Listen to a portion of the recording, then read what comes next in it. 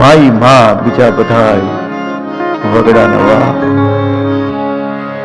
હતો હું સુતો પારણે પુત્ર નાનો, રડું છે કતો રાખતું કોણ છાનું. મને દુખી દેખી દુખી કોણ થાતું, મહાહેતવાળી દયાળી બાળક દુખી થાય એટલે સૌથી વધારે કોઈને દુઃખ થતું હોય તો એની માં છે. બાકી સંસારમાં કોઈને દુઃખ ન થાય, બતાવે મોઢે પણ એ તો ઈ જ લાગનો હતો, જવા દે.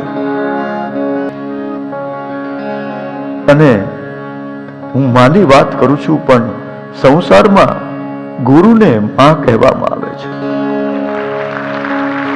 શ્લોક બોલો, પહેલો શ્લોક ગુરુ વંદનાનો.